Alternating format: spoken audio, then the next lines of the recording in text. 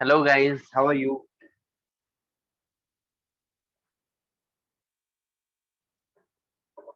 Good evening बेटा, good evening.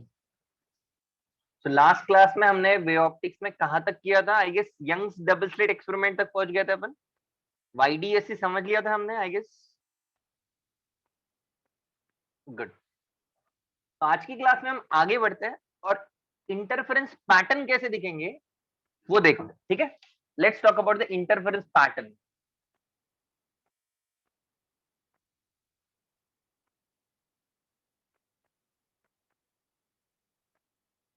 Interference pattern आज YDSC में थोड़े थोड़े चेंजेस करते जाएंगे, नई नई चीजें समझेंगे आज के लेक्चर में।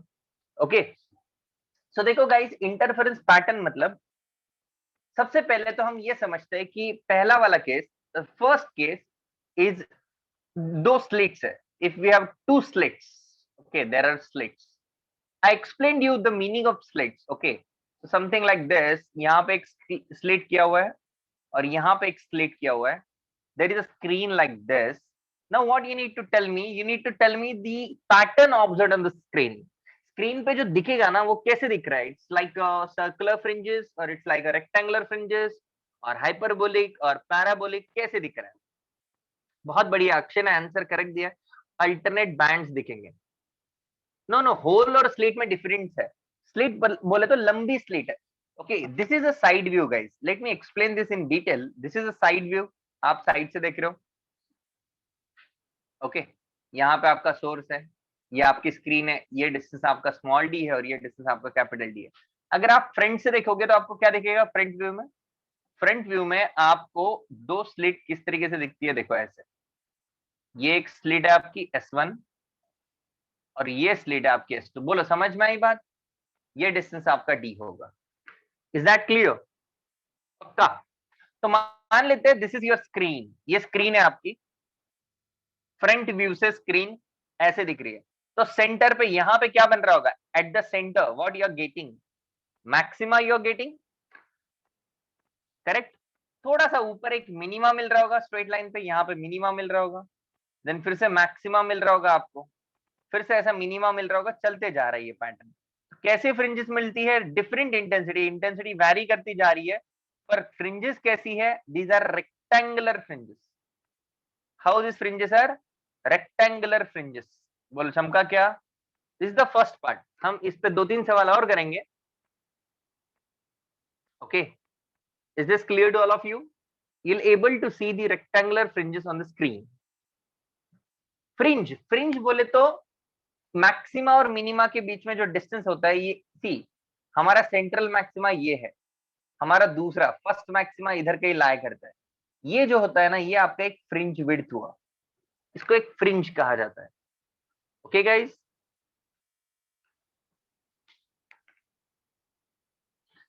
for slits we get cylindrical, so if we take a hole then we can spherical wavefront, then hole should also give something similar to, no I will explain। Hole में क्या होगा मैं एक्सप्लेन करता हूँ यश। पहले तो slit में क्या होगा वो लिख लो, आई विल एक्सप्लेन कि होल्स में क्या होगा, ठीक है।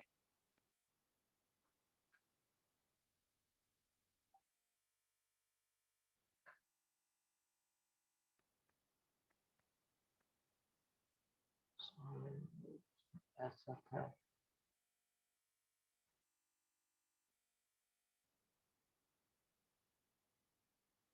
I will explain everything. सोहम, जो मैं पढ़ा रहा हूँ मैं सही पढ़ा रहा हूँ, टेंशन मत लो। बैड कनेक्शन, क्या हुआ? Explain the whole thing again. Guys time पे ज्वाइन किया करो। देखो भाई ऐसा है, यहाँ पे एक सोर्स रखा हुआ है, ये तुम्हारा पैटर्न कैसे दिखेगा ये स्क्रीन पे वो पूछा गया है। ये फ्रंट व्यू है आपका, स्लिट ऐसी है, साइड व्यू से ऐसे डॉट डॉट दिख रही है और स्क्रीन पे ऐसा कुछ पैटर्न दिखेगा। ओके, अब दूसरी केस करते हैं। अगर पहली केस आपने लिख ली हो तो अपन अगली केस करते हैं।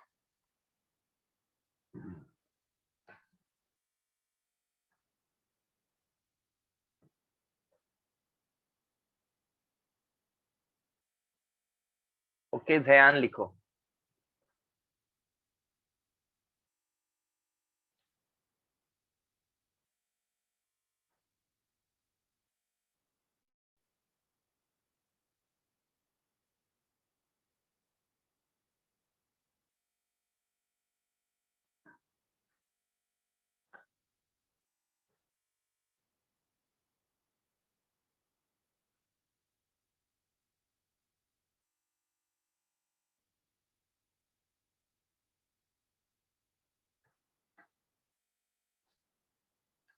ये कुछ नहीं, वो एक्सप्लेन कर रहे थे, ये नहीं लिखना है कुछ। चल हो गया क्या जयान?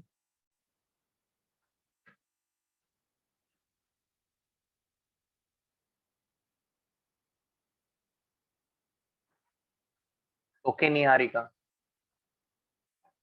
जिनका राइटिंग हो गया है वो सेकंड पार्ट होल करेंगे। अगर यहाँ पे इंस्टेड ऑफ स्लिट्स होल करेंगे तो क्या होगा, ये आपको सोचना है। जिनका भी राइटिंग हो चुका है उनको ये सोचना है कि इंस्टेड ऑफ स्लिट्स अगर हम होल कर देते तो क्या होगा। सोचो, सर्कुलर नहीं होंगे स्वयं, सोचो, वही सोचना है आपको। निहारिका डन राइटिंग बेटा?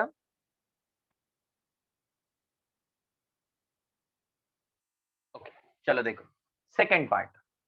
सेकंड पार्ट में इंस्टेड ऑफ स्लिट्स हमने कर दिए पिन होल्स। इसको बोलते हैं पिन होल।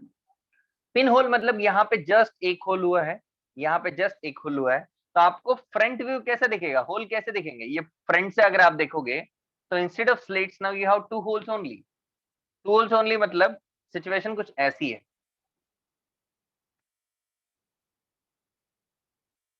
एक होल यहाँ पे, एक होल यहाँ पे, instead of complete only two holes are there. Is that clear?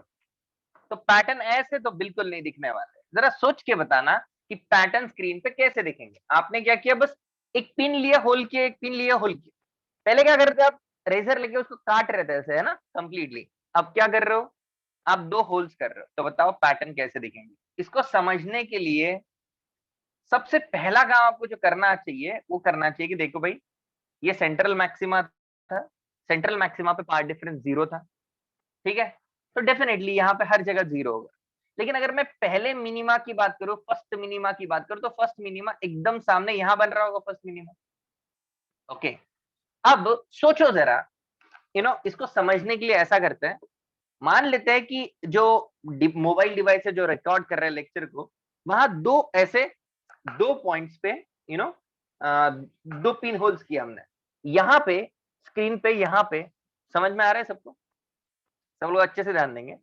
जो डिवाइस है, मोबाइल डिवाइस, वहां से लाइट आ रही है, और यहाँ पे लेट से एग्जैक्टली स्लिट जो पिन होल किया उसके एग्जैक्टली सामने वाला पॉइंट ये वाला है, जहां पे आपको मैक्सिमम मिल रहा है, बराबर। अब मुझे बताओ, जैसे जैसे आप इस साइड जाओगे, राइट हैंड साइड जाओगे, तो जो आपका फ्रिंज विड्थ होता है, do you remember the formula for fringe width? Fringe width was lambda into capital D by D. मुझे बताओ, एग्जैक्टली सामने वाला पॉइंट यहाँ था, यहाँ मैक्सिमा मिला। लेकिन पहले मैक्सिमा पे यहाँ पहला मैक्सिमा मिला। जब आप दूर चले गए, मतलब इस साइड चले गए, होल से दूर चले गए, what is happening, tell me, what distance is changing? जैसे जैसे तुम दूर जा रहे हो, डी का वैल्यू क्या होते जा रहा है, टेल मी। पक्का? सो हमने बिल्कुल सही कहा, इंक्रीज हो रहा है। बाकी लोग समझ पा रहे हैं? देखो भाई, एग्जैक्टली सामने वाले पॉइंट से तुम दूर जाओगे तो तुम्हारा कैपिटल डी बढ़ जाएगा ना। देखो कैसे समझाओ, इसको समझाने का तरीका। देखो, तुम्हें ये तो समझ में आ गया ना कि एग्जाम्पल क्या ले रहे हैं। जो मोबाइल डिवाइस है जो रिकॉर्ड कर रहे हैं लेक्चर को अपने, वहां दो होल्स मान लो आप। स्लिट नहीं माननी है आपको, क्या मानना है, होल्स मानना है। तो एग्जैक्टली सामने आपको क्या मिल रहा है, मान लेते हैं यहाँ पहला मैक्सिमा मिला, यहाँ पे इस लोकेशन में, होल के एग्जैक्ट सामने ये पॉइंट। जैसे जैसे तुम इस लाइन से दूर जाओगे, देखो जरा कैपिटल डी बढ़ रहा है क्या? इधर से ऐसे चले गए तो कैपिटल डी चेंज हो रहा है क्या? हो रहा है क्या चेंज? कैपिटल डी चेंज हो रहा है तो फ्रिंज विड्थ भी क्या हो रहा है, इंक्रीज। मतलब मैं ऐसे जाऊंगा तो फ्रिंज विड्थ बढ़ता जाएगा। इस टाइप के पैटर्न दिखने चाहिए, राइट। नीचे जाओ तो ऐसे पैटर्न दिखने चाहिए। बोलो चमका कि नहीं चमका?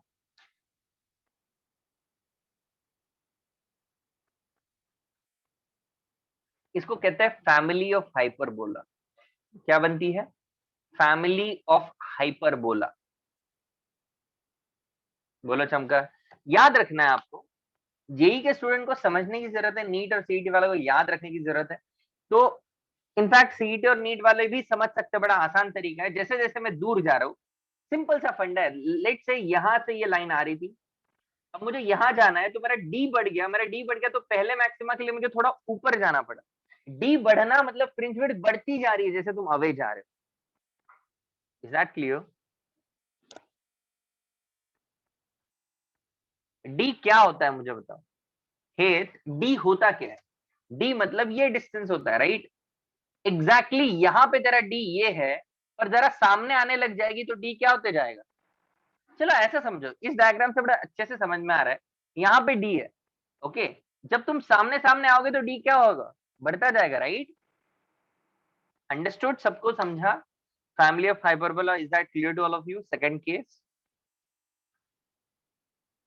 write it down, then third case we'll discuss.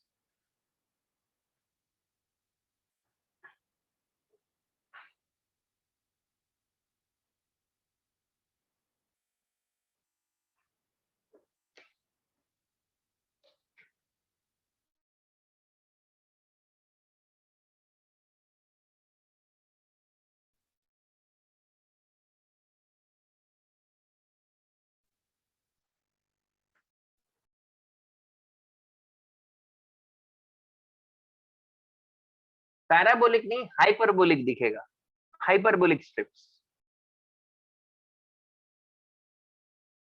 Yes, once you going away away, exactly straight forward point से इधर जाओगे तो डेफिनेटली आपकी विड्थ बढ़ती जा रही है, इसका मतलब मैक्सिमा ऊपर दिखा है। जो पहला मैक्सिमा यहाँ दिख रहा था, इस साइड में थोड़ा ऊपर दिख रहा है, इस साइड में थोड़ा और ऊपर दिख रहा है, इस साइड में और ज्यादा ऊपर दिख रहा है।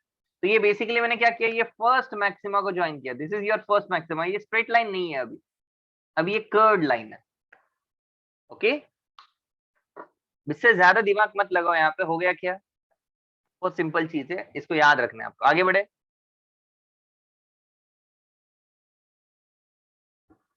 अब थोड़ा दिमाग लगाना। थर्ड केस में चाहता हूँ कि आप खुद से बता पाओ मुझे।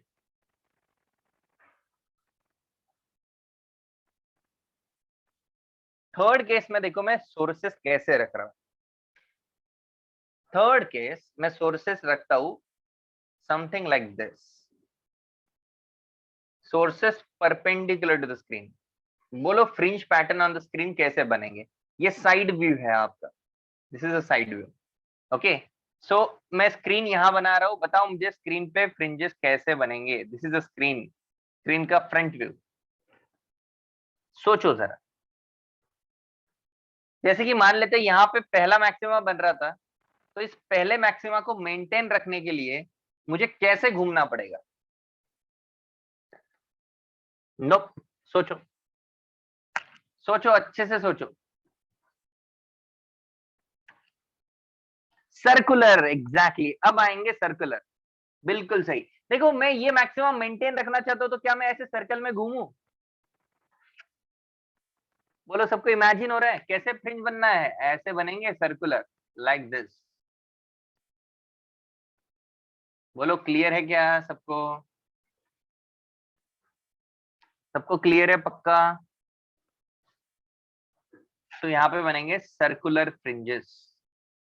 अब देखो यहाँ पे मैंने अभी 3 क्वेश्चंस करवाए, okay. Right now I have taken 3 question. Imagine नहीं हो रहा है, जिसको नहीं हो रहा है उसके लिए कुछ और जुगाड़ करते हैं और समझाते हैं उसको। लेकिन उसके पहले मैं क्या बोल रहा हूँ सुनो, इसमें मैंने 3 क्वेश्चंस किए अभी, इसके बाद और 2 क्वेश्चंस करेंगे जो थोड़े अलग होंगे, पर अभी नहीं, वो बाद में, end of the way optics, ठीक है ना। चलो, अब जिनको इमेजिन नहीं हुआ वो जरा देख लो। मुझे बताओ, यहाँ से ये ऐसे जा रहा है लेट से, और ये वाला थोड़ा छोटा सा मार्कर पेन है क्या कुछ, ये बड़ा दिख रहा है। चलो तो इसको ऐसा रखते हैं और इसको ऐसे रखते हैं। इसको मेंटेन रखने के लिए मैं ऐसे घूम सकता हूँ क्या, मुझे क्या करना है, मुझे ये दोनों को फिक्स रखना है। तो मैं ऐसा घूम सकता हूँ ना कंप्लीटली सर्कल में, पार्ट डिफरेंस सेम ही रहेगा ना, मैं गोल घूमूंगा तो। जिनको नहीं समझ में आया, समझा क्या। मुझे पिछले वाले में सेंट्रल मैक्सिमा स्ट्रेट लाइन क्यों है, सेंट्रल मैक्सिमा स्ट्रेट लाइन ही होगा ना। सेंट्रल मैक्सिमा पे पाथ डिफरेंस क्या होता है, 0। तो हर जगह वो 0 हो रहा होगा, तुम्हारे साइड जाने से वो 0 नहीं होगा क्या। 0 के लिए तुम्हें ऊपर नीचे नहीं जाना, एग्जैक्टली सामने सेंटर पे जाना, okay. Third case, sources perpendicular to screen.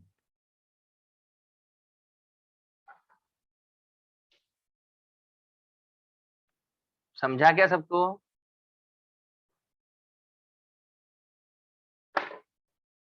Is that clear to all of you.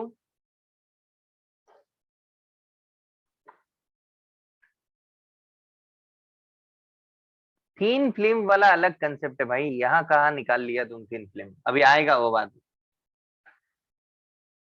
Second one में बेटा जैसे जैसे तुम दूर जाओगे कैपिटल डी चेंज होगा, कैपिटल डी चेंज होगा, तो जो मैक्सिमा तुम्हें एकदम सामने मिल रहा था, अब तुम दूर चले गए तो वो मैक्सिमा थोड़ा ऊपर मिलेगा, तो इसीलिए तुम्हारे पैटर्न हाइपरबोलिक दिखेंगे। आर्यन, ओके, कैपिटल डी के ऊपर सोचो, थोड़ा इमेजिन करो, इमेजिन करना पड़ेगा। Can we proceed now?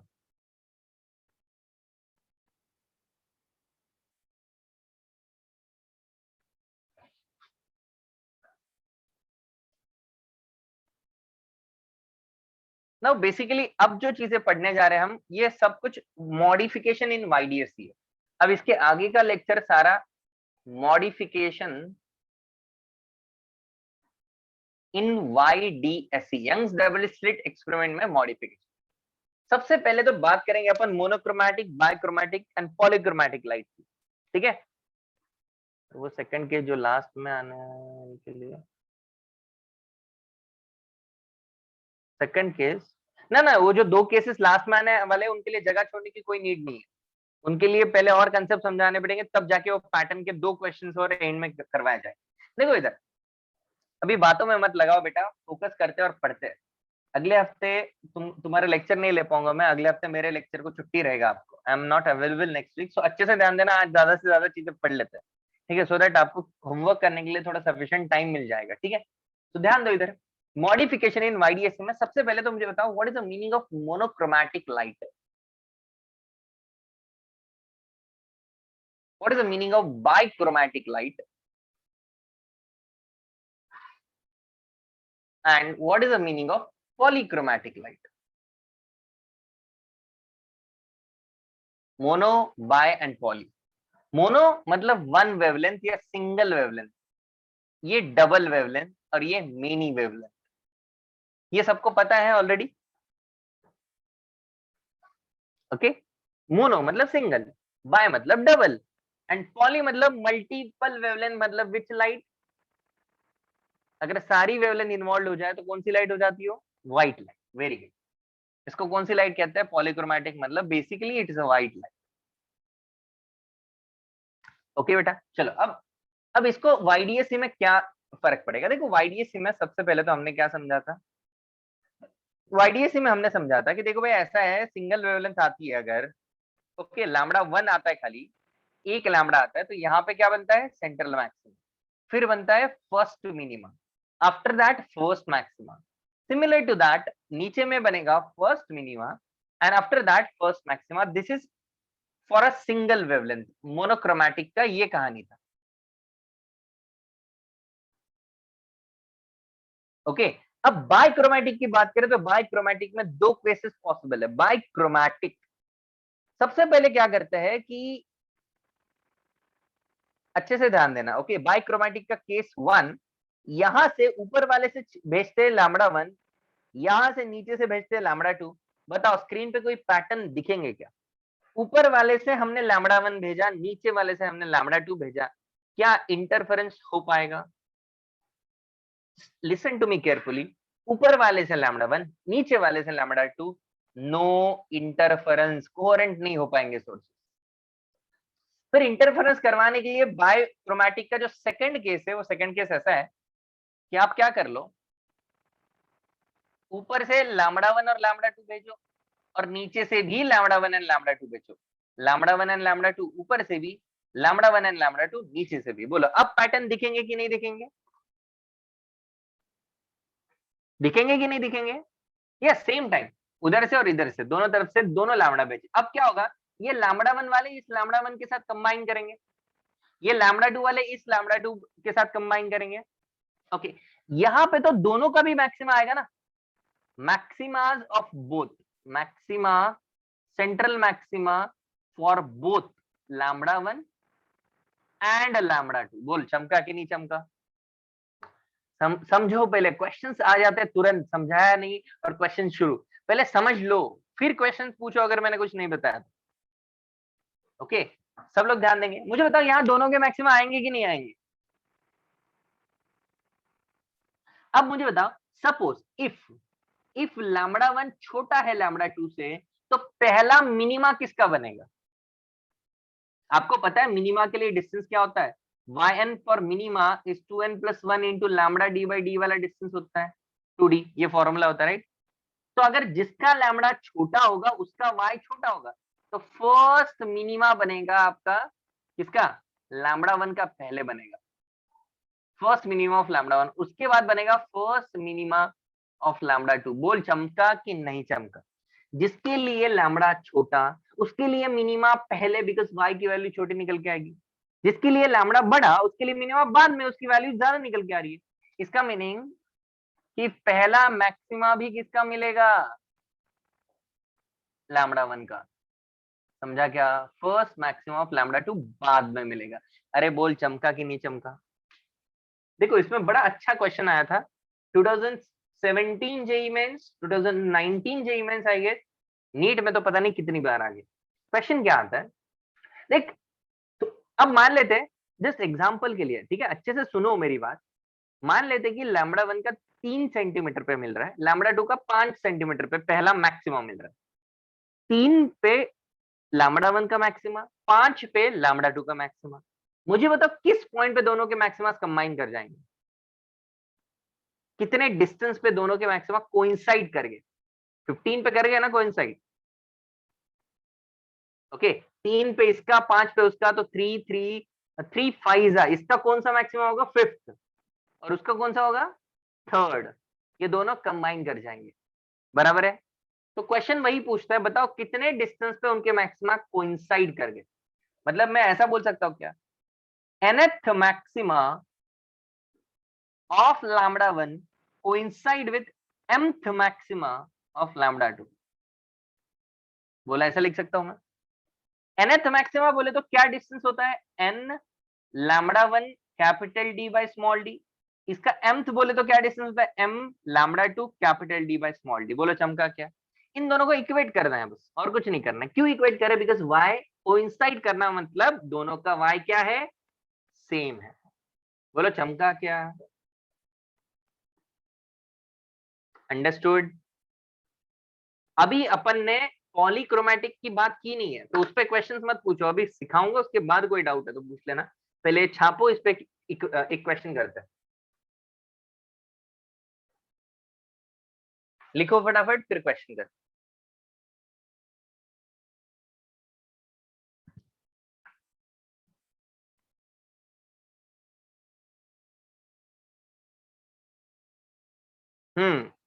Soham yes.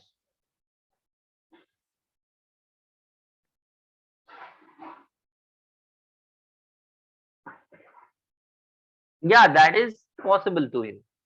That completely depend on wavelength. Monochromatic यहाँ खत्म हुआ, बायक्रोमैटिक यहाँ से स्टार्ट हुआ।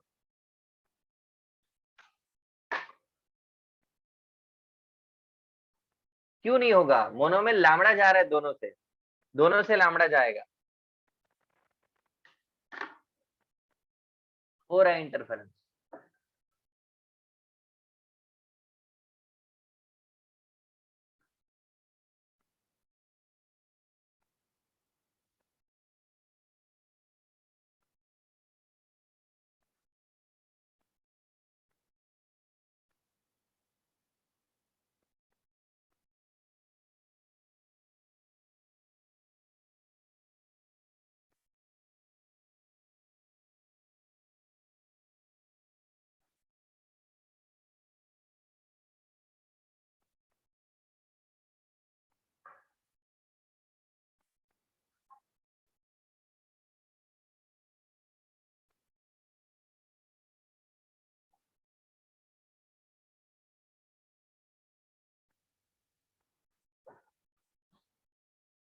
सेकंड वाले का लॉजिक नहीं समझा? मतलब ये वाले का, Aryan, you are talking about this one. बेटा देख, ऐसा है ना, इंटरफेरेंस होने के लिए कोहेरेंट सोर्सेज चाहिए। इससे दूसरा लैम्बडा भेज रहा है, इससे दूसरा भेज रहा है, वो दोनों कोहेरेंट है क्या? कोहेरेंट सोर्सेस ओवरलैप करते हैं तो इंटरफेरेंस दिखता है। और ये मैं चीज एक्सप्लेन कर चुका हूँ लास्ट लेक्चर में, वो नहीं देखा होगा तो कुछ समझ में नहीं आएगा आज। जिन्होंने लास्ट लेक्चर अटेंड नहीं किया उनको कुछ समझ में नहीं आने वाला है, पल्ले ही नहीं पड़ेगा कुछ।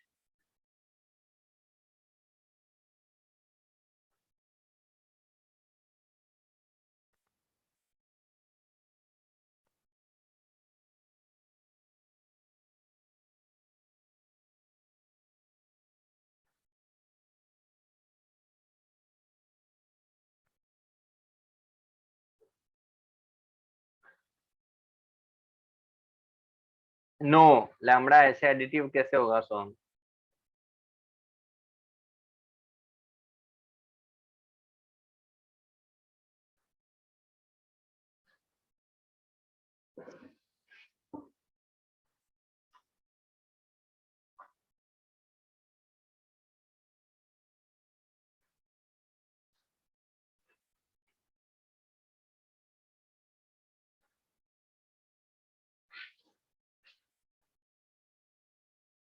गाइस इस साइड का लिख लिया सबने, इस साइड का?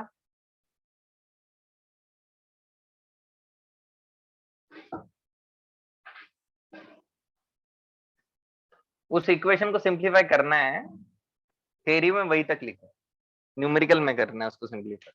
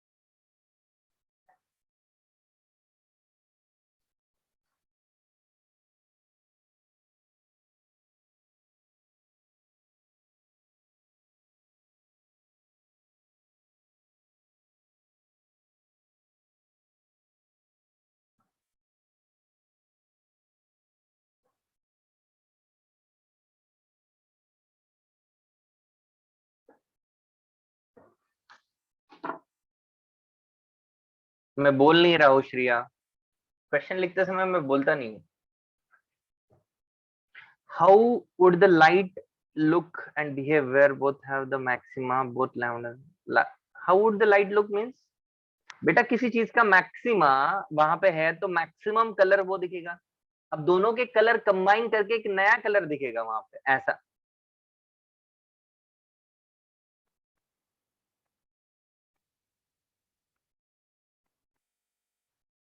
व्हाइट लाइट क्या देखा था? व्हाइट लाइट मतलब पॉलीक्रोमेटिक था वो।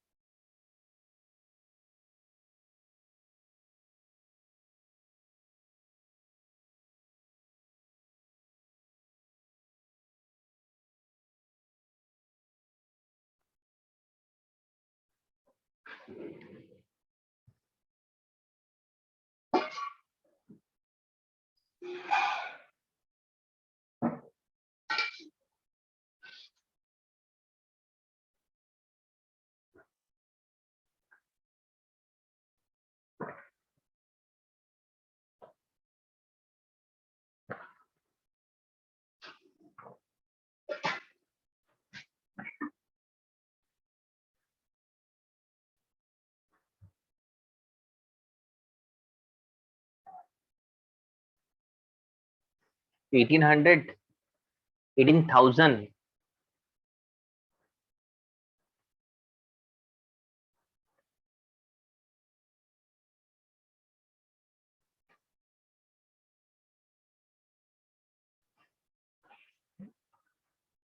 थोड़ा बड़ा होगा शायद 18,000।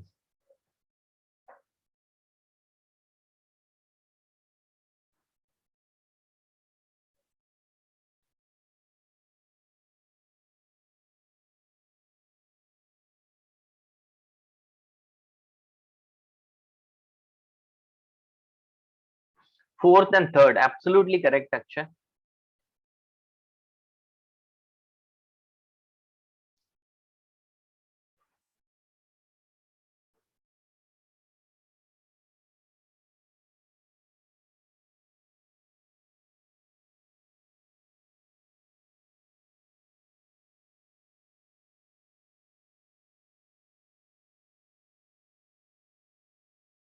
1.8 mm is a correct answer.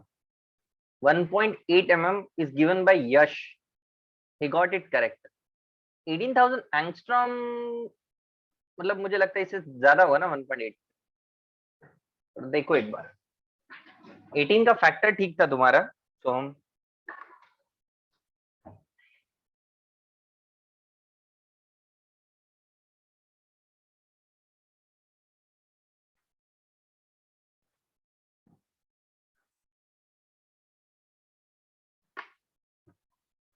Discuss करें बेटा.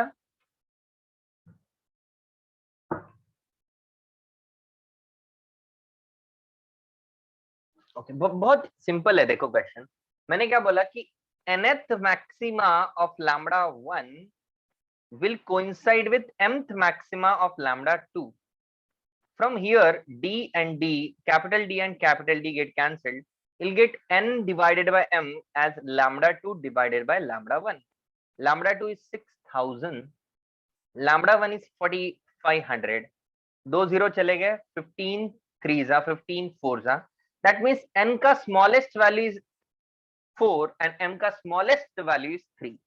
इसके बाद भी ये रेशियो आगे बढ़ाया जा सकता है. It can be 8 by 6 also. It can be 12 by 9 also. It's possible, right? या फर्स्ट टाइम यहाँ मिल रहे, सेकंड टाइम यहाँ मिलेंगे, थर्ड टाइम यहाँ मिलेंगे.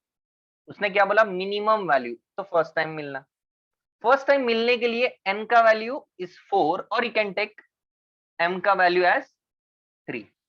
तो y की वैल्यू निकालना चाहते हो तो दो तरीके, या तो इससे निकालो n lambda 1 d by d से, या तो तुम ऐसे निकालो m lambda 2 d by. It's your choice, you'll get the same answer. n is 4, lambda 1 is 45 angstrom, sorry 4500 angstrom, capital D is 1, small d is 1 mm मतलब -3. okay, 45 4s are 180, 180 पे 2 0 multiplied by 10 to the power -7. Okay, सो ये हो जाएगा तुम्हारा 3 और 2 5, 0 चले गए तो 0.18 10 to the power -2, तो 1.8 mm. If you solve using this also you'll get the same answer. काफी बच्चों ने सही किया है, रियली हैप्पी कि आप लोग समझ गए इस चीज. जिनको नहीं आया था क्या उनको अभी क्लियर हुआ है कंसेप्ट? ये क्वेश्चन देखो नीट में मल्टीपल टाइम आया, नीट सीईटी में. जेई मेंस ने 2 बार पूछ लिया है पिछले 5-6 सालों में.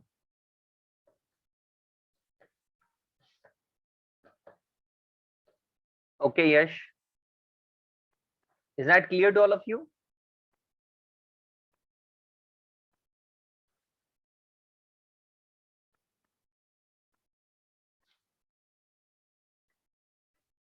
Okay, Komal, please write it quickly.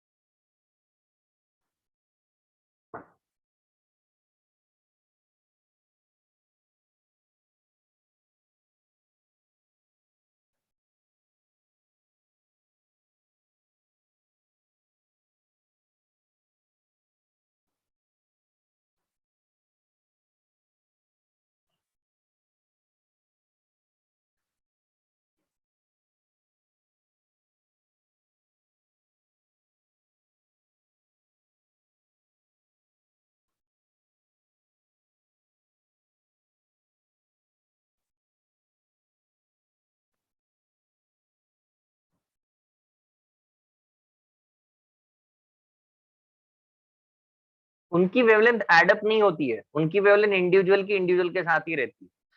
बिल्कुल कंफ्यूजन नहीं होना चाहिए. लैम्बडा 1 लैम्बडा 2 के साथ ऐड नहीं होगा. समझ रहे हो क्या? इंटरफेरेंस तभी होता है whenever there is a coherent sources, both of them should have same omega, तब होगा वो एडिशन विडिशन। ठीक है, चलो यहाँ ध्यान दो। अभी नाउ अब कौन सी केस बची अपनी, व्हाइट लाइट। ठीक है, तो now next concept is white light in a YDSC. क्या होना चाहिए सोचो जरा। अब आप ये खुद से सोचो, मुझे बताओ, आपने 2 वेवलेंथ डाली तो क्या हुआ था आपको पता है। अब बताओ आप 7 वेवलेंथ डाल रहे हो, क्या होएगा भाई।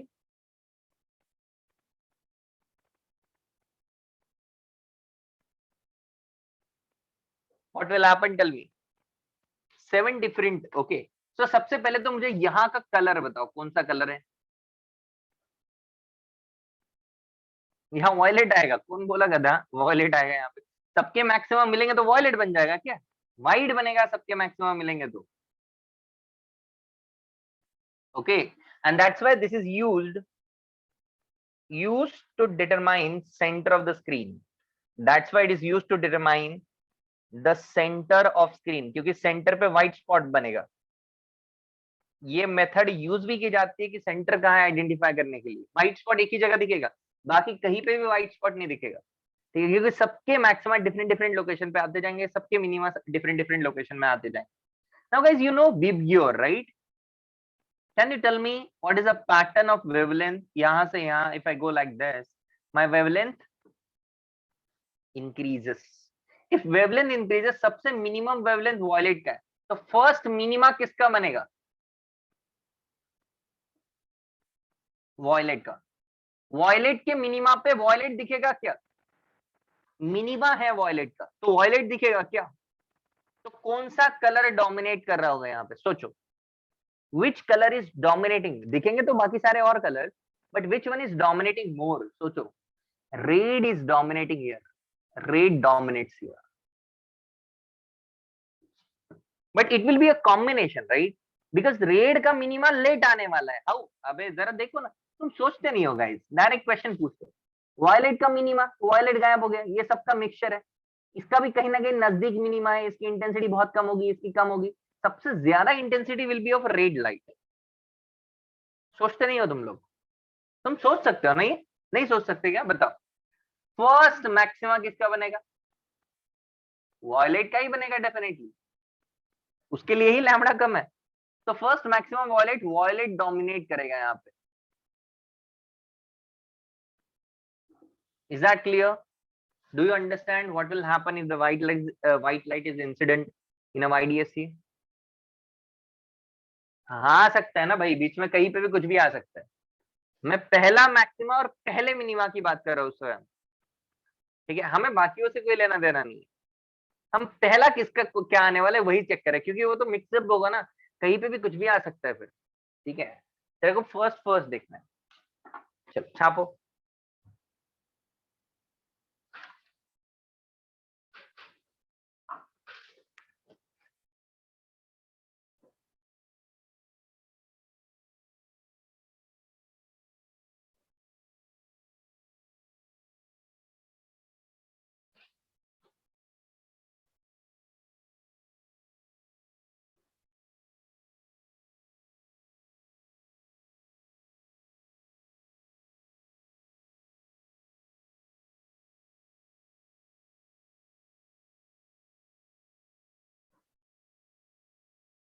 Far away is far away, no, Rutuja, that cannot be identified, right? Infinity वाला दिखता ही नहीं है तुझको।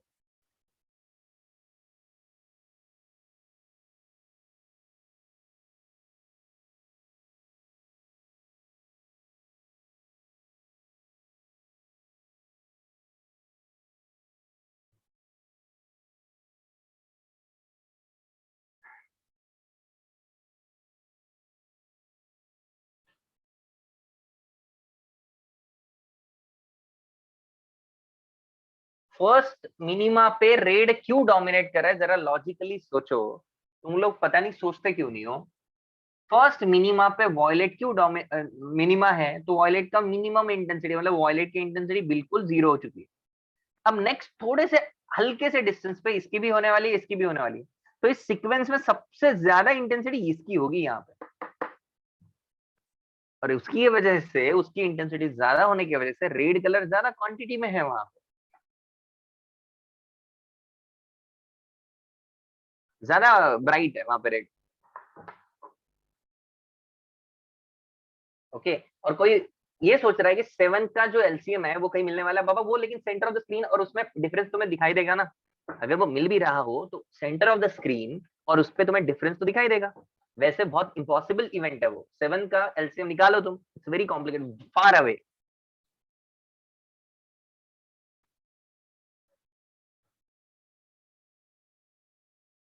No, not necessarily Yash, no not necessarily.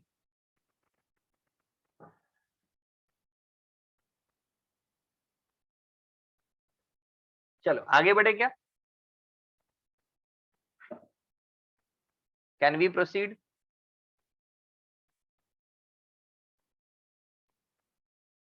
Eight minimum of red, red dominate करेगा। कैसे, केकरे अथर्व केकरे मिनिमम ऑफ रेट पे अथर्व कह रहा है रेट डोमिनेट करेगा, is that true. No, not at all. Minima of red मतलब नहीं, रेड है ही नहीं, बिल्कुल गायब रेड, बिल्कुल गायब red, combination of other colours.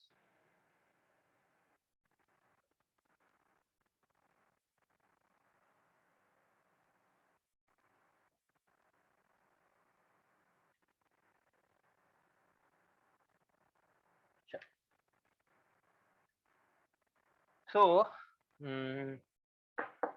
अब क्या करता है, ऑब्लिक इंसिडेंस की बात करते हैं, सारे मॉडिफिकेशन ऑब्लिक इंसिडेंस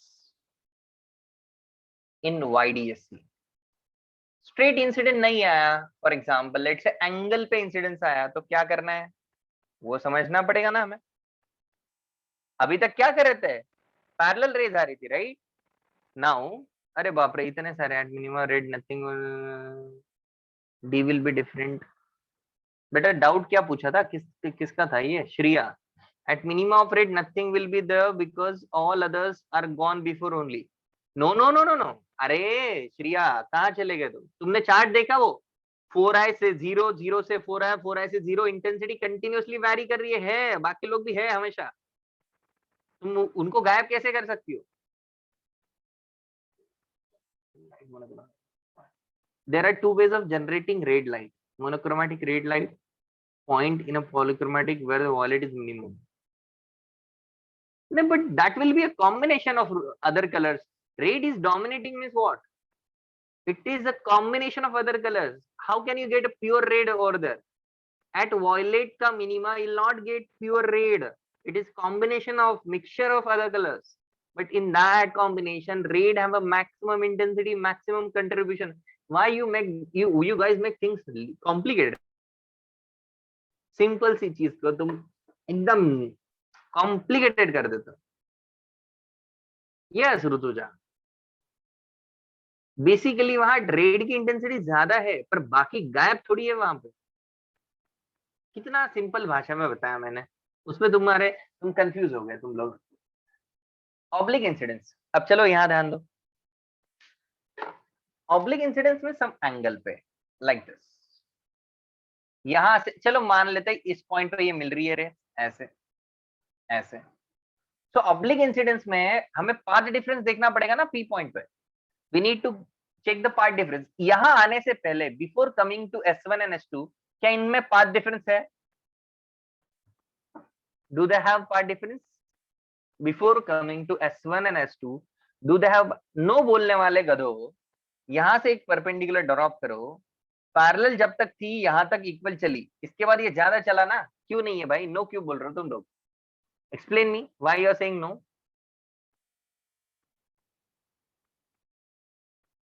है कि नहीं path difference, yes it's the, let say ये डिस्टेंस आपका डी है, ओके और लाइट किसी एंगल पे गिरी, लेट से यहाँ पे मैं एंगल मान लेता हूँ alpha. If this angle is alpha, this will be also alpha. ये अल्फा है, ये 90 माइनस अल्फा होगा, तो ये आपका अल्फा हो जाएगा। तो बताओ डी का साइन अल्फा, ये वाला क्या हो गया, डी का साइन अल्फा, ये डी साइन अल्फा से ज्यादा चल के आ रहा है, ओके। एट फॉलिंग बनेगा ना क्या सर, आपने बिफोर कहा हुआ। अरे बाबा यहाँ से पहले कौन ज्यादा चला ये पूछा सिंपली मैंने। यहाँ पहुंचने से पहले कोई ज्यादा चला कि नहीं चला बताओ। चला, S1 चला ज्यादा, S1 वाला कितने से चला, डी से। अब इसके बाद कौन ज्यादा चल रहा है बताओ, इसके बाद कौन ज्यादा चल रहा है, S2 ज्यादा चल रहा है। कितने से ज्यादा चल रहा है, suppose I take this angle to be theta, this is D, this is 90 minus theta, can I say d cos 90 minus theta, that means d sin theta? No, who said at p they travel same? Theta and alpha are not same here. Who said they are same? They may be same, they may not be same. I'm talking about the general situation here, Sayan. Okay, so what is the path difference at a point p? Path difference मतलब कौन कितना ज्यादा चला, वो d sin alpha से ज्यादा चल रहा है और ये d sin थीटा से ज्यादा चल रहा है, इनका डिफरेंस लेना पड़ेगा। तो इस तरीके से प्रोसीड करना पड़ेगा। क्या आपको समझ में आया? How to proceed in such type of question where the oblique incidence is there? Just write it down.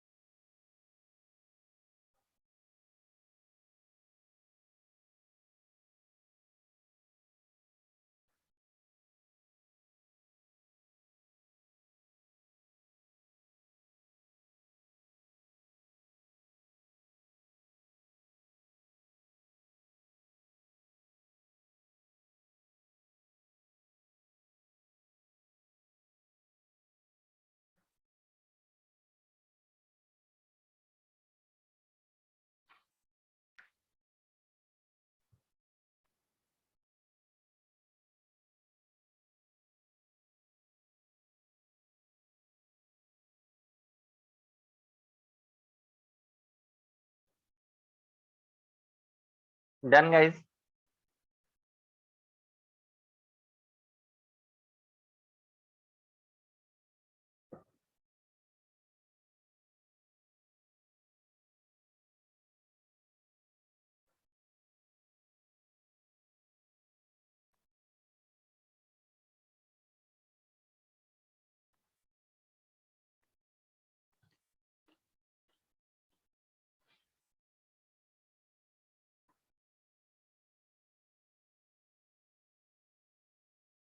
बेटा रेस को पैरेलल मानते हैं ना अपन, रेस को पैरेलल मान के तो सब कुछ चीजें एक्सप्लेन कर रहे हैं अपन।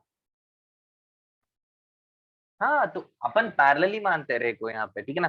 रे, see light is something like a wave front, फिर उसको रिप्रेजेंट करने का तरीका होता है स्ट्रेट लाइन, और वो हमें पाथ डिफरेंस बड़े आसानी से दे देते हैं, ठीक है। चलो अब आगे बढ़ते हैं। अब काफी छोटा सा कंसेप्ट लेकिन काफी जगह यूज होने वाला कंसेप्ट, ऑप्टिकल पाथ लेंथ। कान खुले रख के सुनना और समझना, रिपीट करने का जरूरत नहीं पड़ना चाहिए। Optical path length, let's try to understand the meaning of optical path length.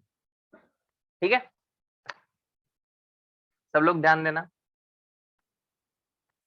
हाँ बेटा, मोनोक्रोमैटिक करवाया था उसमें बस। अच्छा चलो ध्यान दो। अभी देखो, सबसे पहले तो ऐसा मान लो, let's consider that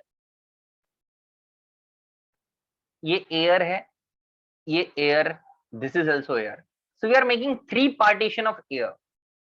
okay, can you tell me what is the path difference between point A and B if the thickness of this air is T? Tell me the path difference between point A and B. Path difference, कोई यहां से ए तक चला, कोई यहां से B तक चला, तो पाथ डिफरेंस कितना हुआ? टी हुआ। पाथ डिफरेंस मतलब डिस्टेंस। ओके, कौन ज्यादा चला? बी ज्यादा चला, कितने से? टी से। तो यहाँ पे अगर मुझे फेज डिफरेंस दिखना हो, तो what is the value of phase difference? 2 pi by lambda into path difference. Is that clear to all of you? देखना अभी इसको रिलेट करूंगा, यहां तक क्लियर है बिल्कुल। टी पाथ डिफरेंस से फेज डिफरेंस इतना होगा। अब देखो, मैं एयर को रिप्लेस करता हूं किसी और मीडियम से। ये एयर ही रखी मैंने मीडियम, इसको मैंने म्यू मीडियम बना दी, तो इसको एयर बना दिया। ये डिस्टेंस अभी भी टी है। मुझे बताओ यहाँ का अभी फेज डिफरेंस क्या होगा? What will be the phase difference? 2 pi bye, यहाँ एयर में लैम्बडा लैम्बडा था, यहाँ पे भी लैम्बडा, यहाँ पे भी लैम्बडा। यहाँ एयर का लैम्बडा लैम्बडा है, तो यहाँ का लैम्बडा लैम्बडा डैश हो जाएगा, तो 2 pi by lambda dash into path difference is again T. बोल चमका क्या? नाउ डू यू नो कि lambda is inversely proportional to refractive index? Do you know this concept? So can I say lambda dash is equal to lambda divided by mu? Air में जितना था उसको mu से divide करना पड़ेगा to write the lambda dash. So just put it here, you'll get 2 pi by lambda divided by mu का mu ऊपर चला गया। तो जरा देखो, इसको कंपेयर करो, यहाँ ये t चल रहा था, ओके, जब एयर थी। अब कोई मीडियम आ गई, कितना चला? म्यू टी चला। एयर में कितना चला?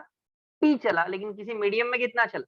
म्यू टी चला। So the meaning of optical path length is that किसी मीडियम में वो कितना चलता है। Okay, distance travelled in the medium, this is called as optical path length. बोल चमका क्या? मीडियम बदल गई ना, है वही तो मैं कह रहा हूँ। वेवलेंथ चेंज हो गई, मीडियम चेंज हो गई, और उसकी वजह से ये एक्स्ट्रा चलता है।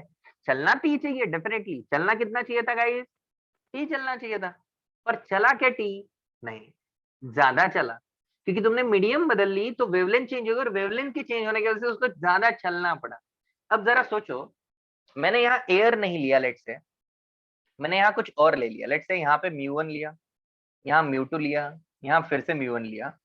ये डिस्टेंस टी है, यहाँ का लैम्बडा लैम्बडा 1 है, लैम्बडा है, यहाँ का लैम्बडा डैश ले लेते हैं। तो इस केस में क्या होगा गाइस, ध्यान देना। 2 pi by lambda dash into t is your phase difference. Okay, so lambda dash is inversely proportional to mu, मतलब lambda dash by lambda is equal to lambda dash वाला mu is mu2, lambda वाला mu is mu1. So can I say lambda dash is equals to, ऐसा लिख सकता हूँ? लिख सकता हूँ? बोलो, ये समझा ना relation? Lambda is inversely proportional to refractive index, तो लैम्बडा डैश का रेशियो इज रिफ्रैक्टिव इंडेक्स का उल्टा रेशियो। यहाँ से लैम्बडा डैश उठा के यहाँ डाल दिया, तो 2 pi by lambda multiplied by, यहाँ नीचे म्यू1 है और ऊपर म्यू2 है, मल्टीप्लाइड बाय टी। ये है तुम्हारा ऑप्टिकल पाथ लेंथ। बोल चमका क्या? जब एयर थी बाजू में, आजू बाजू में एयर थी, तो डायरेक्टली म्यू2 लिख दिया, पर एयर नहीं होगी तो उस मीडियम से डिवाइड करना पड़ेगा। बोलो चमका कि नहीं चमका? बहुत इंपॉर्टेंट कंसेप्ट है, छापो इसको।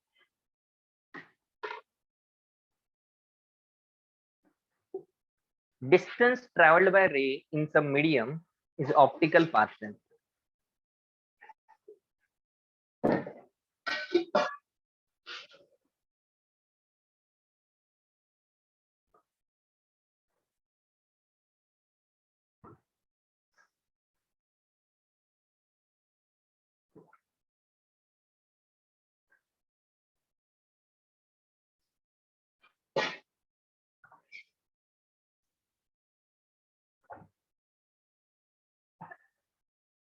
distance traveled by ray in some medium is called as optical path length. Komal, lambda का ratio λ1 by λ2 equals to μ1 μ2 by μ1, ये लिखा. λ2 by λ1 equals to μ1 by μ2, उसको यहाँ सब्स्टिट्यूट किया. बस यहाँ पे एयर नहीं थी ना, कुछ और था, तो उसका म्यू लेना पड़ा.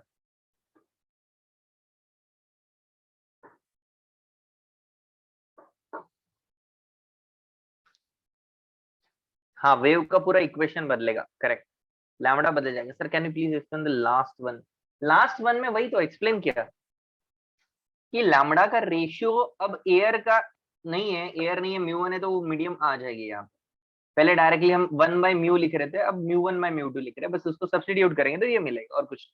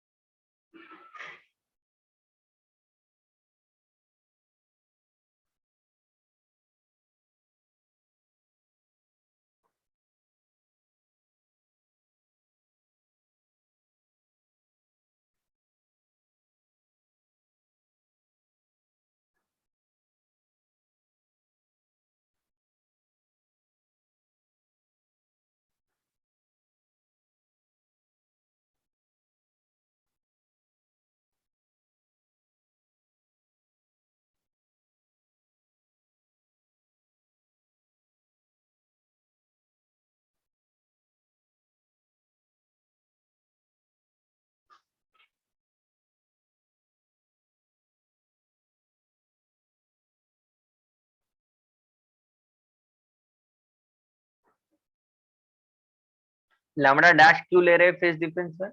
बिकॉज बेटा ये मीडियम बदली ना, जिस मीडियम में फेज डिफरेंस लिखना चाहते हो आपको वहां का लैम्बडा लेना पड़ता है. अजिंक्य, जहां पे भी आप पार्ट डिफरेंस चेक करना चाहते हो वहां का आपको लैम्बडा लेना पड़ेगा.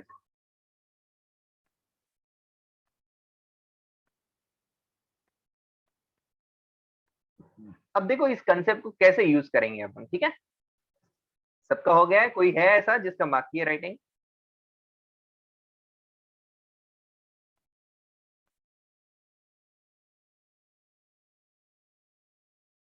Is anyone there whose writing is still pending?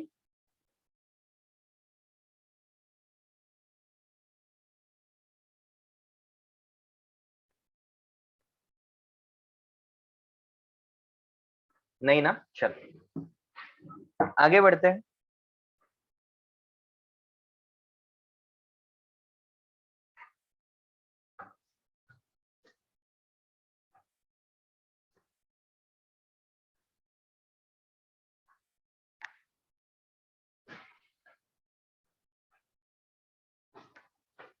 देखो, अब नया modification, insertion of slab in YDSC. नया मॉडिफिकेशन, स्लैब लगा दिए. देखो ये सारे मॉडिफिकेशन नए नए क्वेश्चन बन के आपके सामने आएंगे. ठीक है, उनके कंसेप्ट मैं समझा रहा हूँ. जैसे कि मान लो suppose there is a YDSE setup like this. Initially direct light यहां से आ रही थी ऐसे. अब क्या कर दिया, यहाँ पे एक स्लैब रख दिया, वेरी स्मॉल थिकनेस का slab, a slab of thickness T and refract index mu. जरा अच्छे से देखना, मुझे बताओ जब ये यहाँ, जब इस लेंथ में ये टी चल रहा है, ये वाला कितना चलेगा? म्यू टी चलेगा, कितना चलेगा, ज्यादा डिस्टेंस चलेगा, कितना चलेगा, म्यू टी चलेगा। तो बताओ यहाँ पे पाथ डिफरेंस अब 0 हो पाएगा क्या? नो। ये कितना चल रहा है, म्यू टी, उस लेंथ पे ये कितना चल रहा है, टी। तो पाथ डिफरेंस क्या हुआ, कौन कितना ज्यादा चला, कौन ज्यादा चला, ये वाला चला। कितने से, जब ये म्यू टी चला तो ये टी चला, तो इतने से। बोलो समझा क्या, बोलो समझा कि नहीं समझा? कौन कितना ज्यादा, कितना ज्यादा इज इंपॉर्टेंट। तो यहाँ पे लिखेंगे mu -1 into T is your path difference. Clear सबको? फिर से रिपीट कर दो एक बार, कुछ बच्चों को नहीं समझ में आएगा डेफिनेटली। मुझे बताओ जो एयर में टी चलता है ये, उस टाइम पे ये कितना चलता है, म्यू टी चलता है। फिर से देख, इसके बाद नहीं रिपीट करने वाला, ठीक है, चाहे जो जितने बार पूछ लो। एक बार लास्ट टाइम बता रहा हूं, जब ये एयर में टी चला तब ये कितना चला इस स्लैब में, म्यू टी चला। इसका मतलब म्यू टी ज्यादा डिस्टेंस है, टी कम डिस्टेंस है, इनका डिफरेंस लेना पड़ेगा। पाथ डिफरेंस मतलब कौन ज्यादा चला, कितना ज्यादा चला, how much more it is traveling mu t, it is traveling t, so how much distance it is traveling more, it is traveling mu t minus t more. Okay guys, understood and clear? अब मुझे एक चीज बताओ, ऊपर वाला ज्यादा चल रहा है कि नहीं चल रहा है? तो आपको सेंट्रल मैक्सिमा किधर मिलेगा, नीचे मिलेगा, ऊपर मिलेगा? सोचो थोड़ा। सेंट्रल मैक्सिमा के लिए पार्ट डिफरेंस क्या चाहिए आपको? सेंट्रल मैक्सिमा के लिए what do you want path difference to be 0। कुछ बच्चे कह रहे हैं नीचे मिलना चाहिए। भाई ये पहले ही ज्यादा चल रहा है, तुम और उसको ज्यादा चलवा रहे हो, क्या नीचे मिलेगा? बिल्कुल सही है स्वयं, ऊपर मिलेगा। सेंट्रल मैक्सिमा कहाँ मिलेगा, ऊपर मिलेगा। भाई इसको ज्यादा चलवाओगे तो कैसे चलेगा, नीचे जाएगा तो ज्यादा चलेगा ना, तो इसको ज्यादा चलवाना पड़ेगा। बोलो चमका कि नहीं? तब जाके इक्वल होंगे ना दोनों के चलना, दोनों के चलना इक्वल होना चाहिए, 0 होना चाहिए। सेंट्रल मैक्सिमा पे पार्ट डिफरेंस 0 होना चाहिए। ओके, आपने एक चीज पढ़ी है, delta x is equal to D tan theta, that is D Y by D, याद आया? अब ये सेंट्रल मैक्सिमा कितना ऊपर गया है वो चेक करते हैं, इसको मानते हैं वाई डिस्टेंस। ठीक है, ये याद आया आपको, D tan theta? Just check the notes, okay, if you don't remember this please check the notes. Okay, path difference की वैल्यू यहां हो गई है म्यू -1 इंटू टी।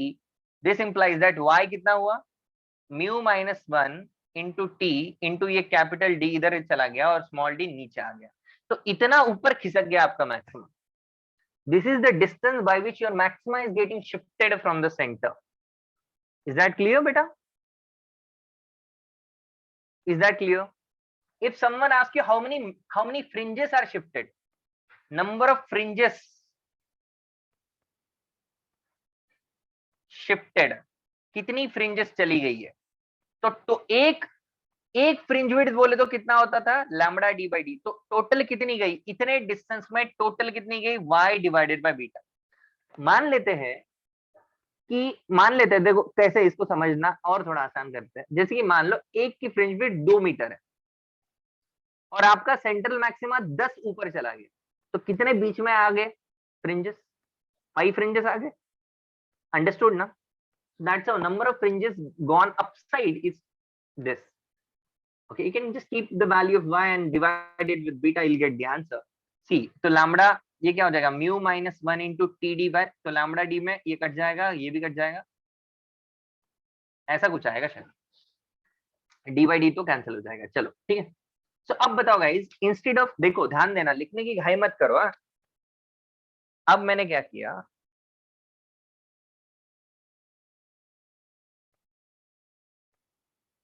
ये टी म्यू 1, ये टी म्यू 2। अब बताओ यहाँ पे पार्ट डिफरेंस कितना होगा,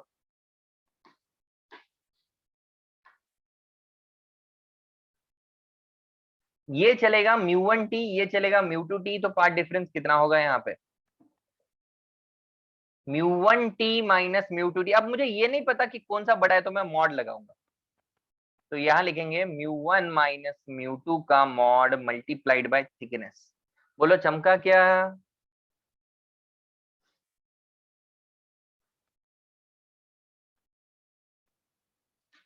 छापो फिर।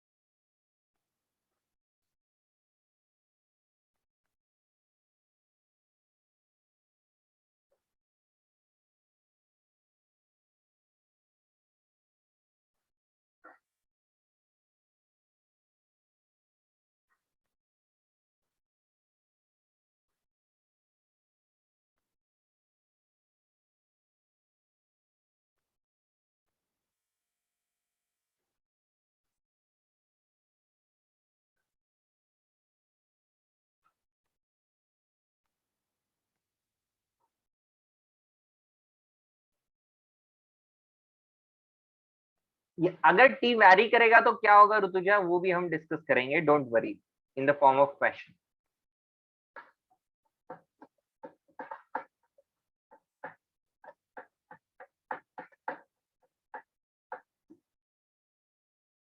रिटर्न ना, सबने लिख लिया ना?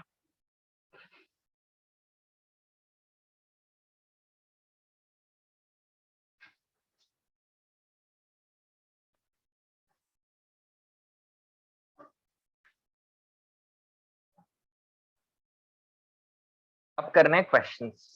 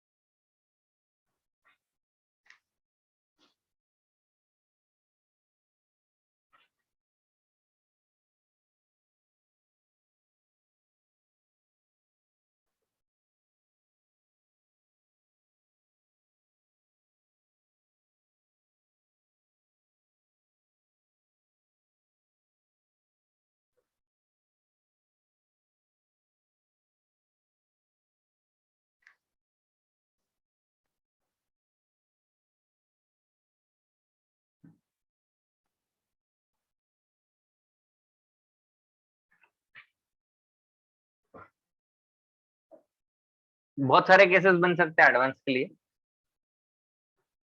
सो कंसेप्ट मैंने सिखा दिया है, प्रोसीड करना, कंसेप्ट को लगाते जाना, जो भी केस है, बेसिक कंसेप्ट सिखा दिया मैंने।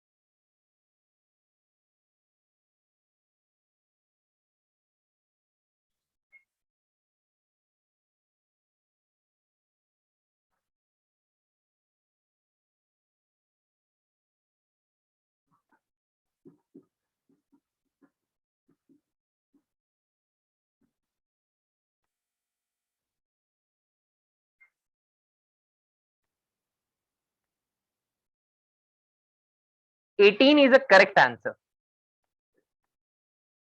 18 fringes is a correct answer. किसी सर्टन सेगमेंट में, मतलब y की वैल्यू ओके इक्वल रखनी है दोनों केस में, तो y होता है कितने फ्रिंजेस, 12 फ्रिंजेस। तो 12 लैम्बडा डी बाई डी पहले वाले का, और दूसरे वाले का कितना होगा, x lambda to D by D तो नहीं बदल रहे, तो डी और लैम्बडा, ये डी और डी कैंसिल हो गए, x की value I 12, lambda one was 600 upon lambda to was 400, zero ने जीरो को मारा, 18 मिल गया। एकदम सिंपली दोनों के y इक्वेट करने हैं, पहले वाले के लिए 12 बन रहे थे तो 12, दूसरे वाले के लिए x बन रहे तो x, खत्म।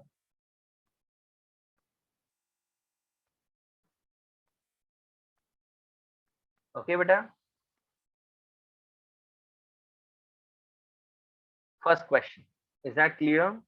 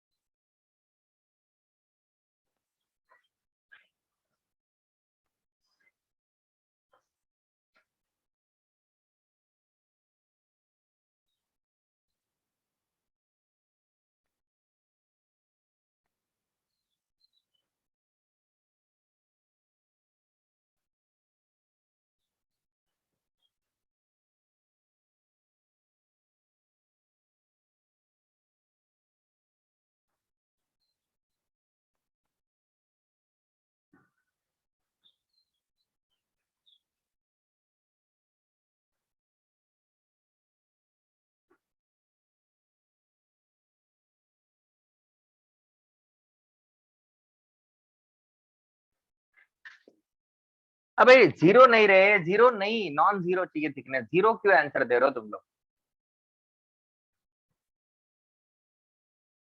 नॉन जीरो थिकनेस चाहिए, जीरो तो क्वेश्चन मजाक के लिए थोड़ी पूछा है। जीरो क्यों कर रहे हो तुम लोग भी?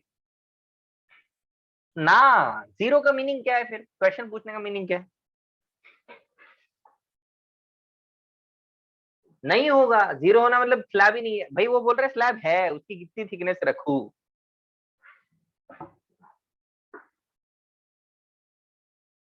बताओ कितनी रखनी चाहिए यहाँ पे? 4i इंटेंसिटी मिला मतलब मैक्सिमम मिला, राइट? मैक्सिमम मिला मीन्स यहाँ पे पार्ट डिफरेंस जीरो तो नहीं हो सकता, क्योंकि स्लैब लगा दी, तो क्या हो रहा होगा? मैक्सिमम बोले तो लैम्बडा।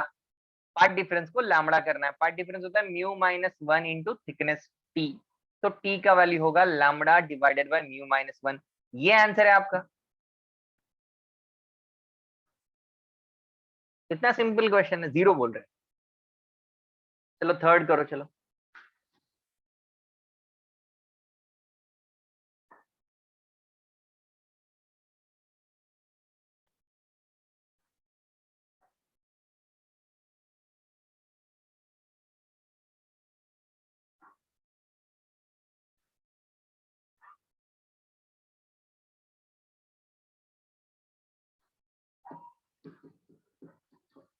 मिनिमा के लिए पहला मैक्सिमा होता है ना, मिनिमम थिकनेस चाहिए। अरे मिनिमम थिकनेस चाहिए, इसके लिए पहला मैक्सिमा लिया। 4i मतलब फर्स्ट हो सकता है, सेकंड हो सकता है, सेंट्रल हो सकता है, कुछ भी हो सकता है। क्वेश्चन में कंडीशन मिनिमम लिखी है यहाँ पे। But I took long way, मतलब आई यूज करके डिफरेंस। ओके।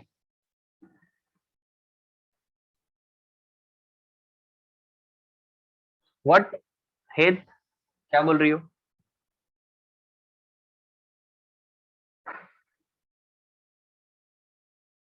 ओके। हाँ हाँ, it will be given, data दिया रहेगा। आप थर्ड सॉल्व करो, चलो।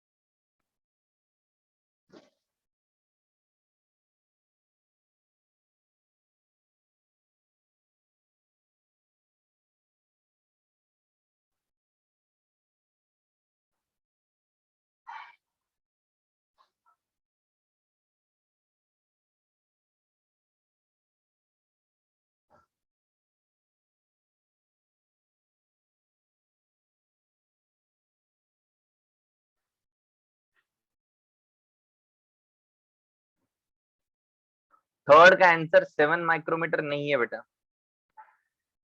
8 माइक्रोमीटर है।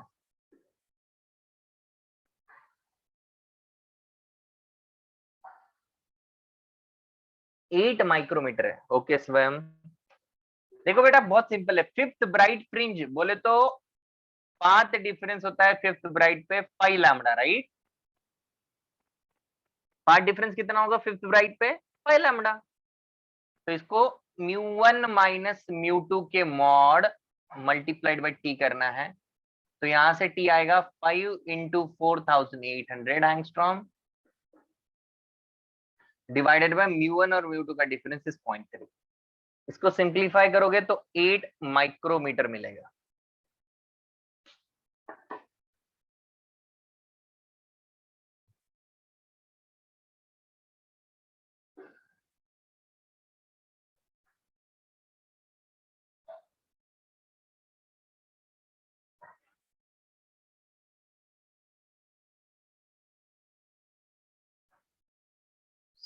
फ्रिंज मतलब थिकनेस, लाइक द बैंड, हाँ बैंड है ना वो, हाँ एक बैंड की तरह, yes.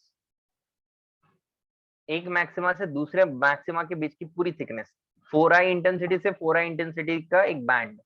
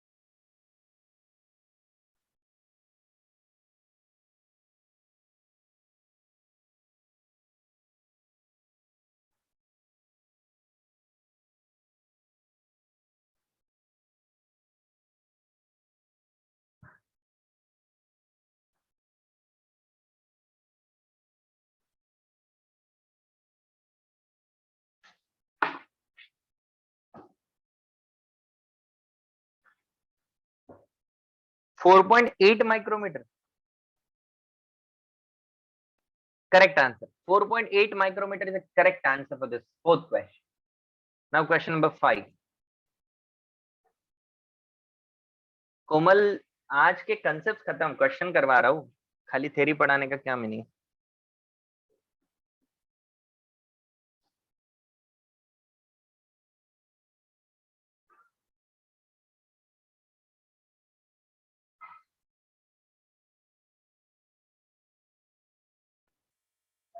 N3 is a refractive index of the slab, N2 is a refractive index of this medium, N1 is a refractive index of बाहर वाला medium।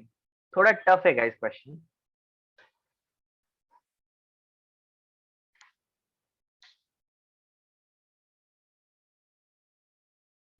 तब तक मैं ये डिस्कस करता हूँ, fourth bright fringe, that means path difference 4 lambda, which is mu minus 1 into t, so t is equals to 4 into 6000 angstrom divided by mu minus 1, where mu was 1.5 minus 1 is 0.5.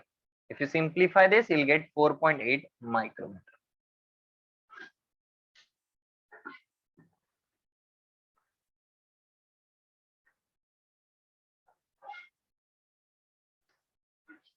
Options देते हैं इस question के लिए।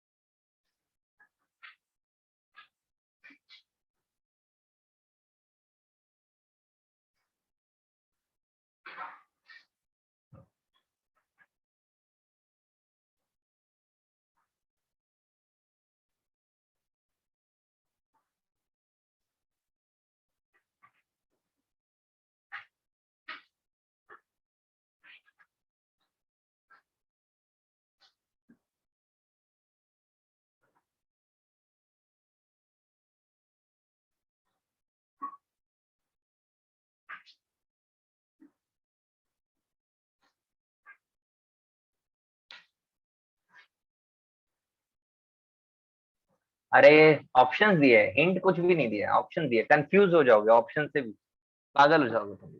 Option ऐसे हैं कि पागल हो जाओगे देख के उस। N is a refractive index here, guys. Okay.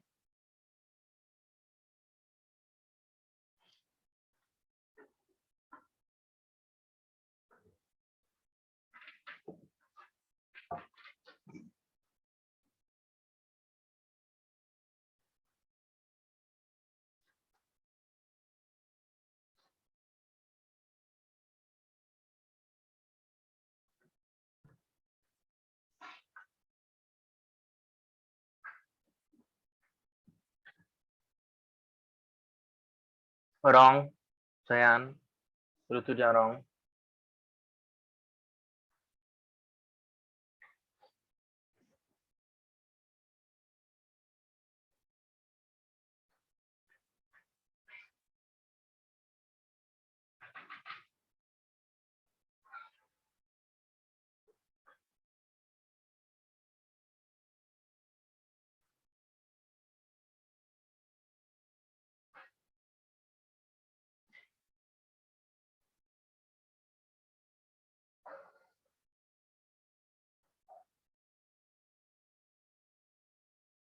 As a homework करना चाहते हो? मतलब you don't give answer for this one, please can we try it on your own? ठीक है, और कुछ क्वेश्चंस देता हो फिर।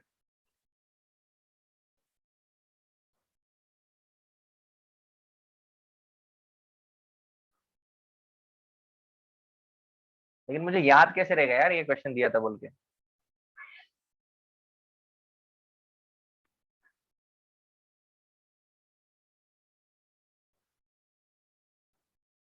नहीं यार, ये फिफ्थ वाला सॉल्व कर लेते, मुझे याद नहीं आएगा ये क्वेश्चन, मुझे डेफिनेटली पता है, ये मैं कैसे याद करूंगा कि ये दिया था बोल के। चलो देखो, सबसे पहले तो मुझे ये आप ये बात बताओ, आपको यहाँ पे क्या चाहिए?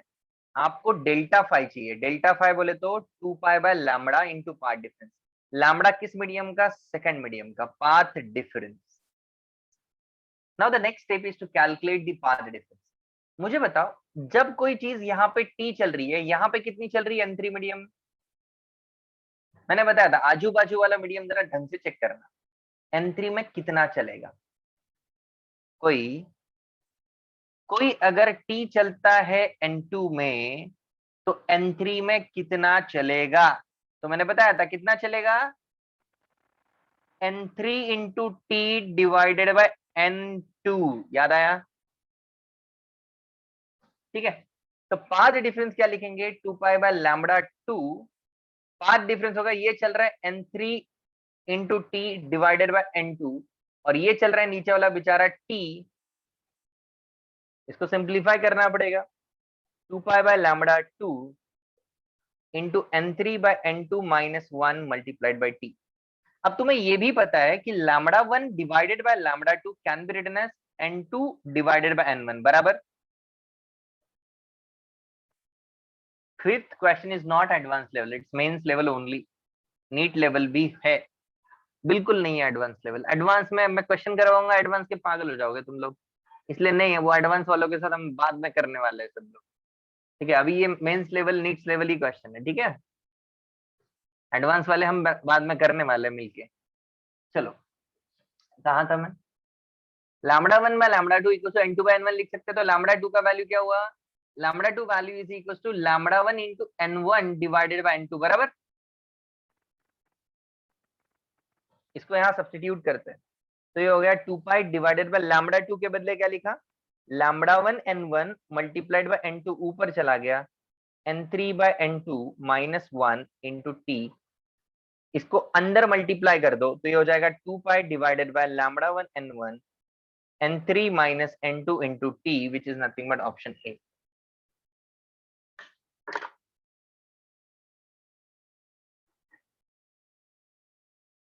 हम्म, चलो, कुछ खतरनाक नहीं होता, हो जाएगा। ये समझ में आ रहा है ना तुम्हें?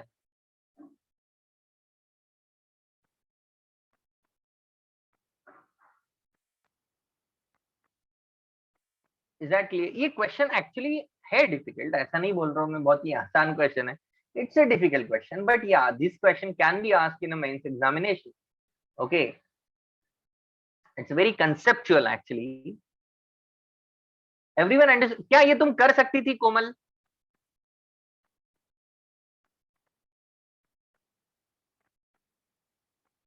नहीं कर सकती थी? डेल्टा एक्स नहीं लिख सकती तुम? हमने नहीं समझा डेल्टा एक्स कैसे लिखना है, फिर कर सकती थी तुम, you would have done it. ठीक है, कॉन्फिडेंस चाहिए, दूसरा कुछ नहीं। चलो कोई बात नहीं, मैं एक एक दो क्वेश्चन होमवर्क के लिए देता हूँ आप लोगों को।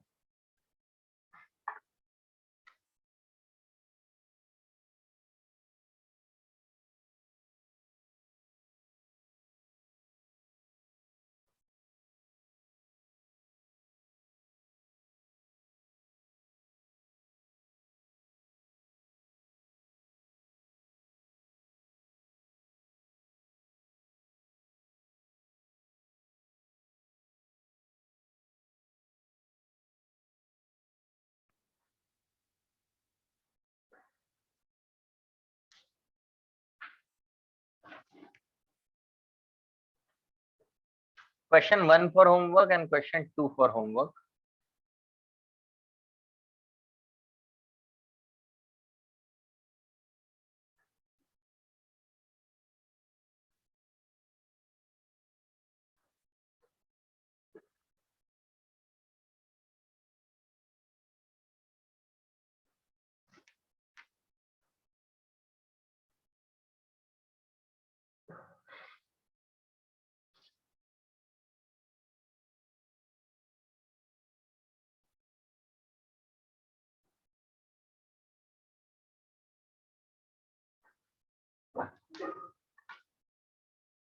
ओके, समझ में आया क्वेश्चन? दोनों क्वेश्चन क्लियर है सबको? पहले क्वेश्चन में 2i इंटेंसिटी मिल रही है, तो बताओ थिकनेस क्या होनी चाहिए?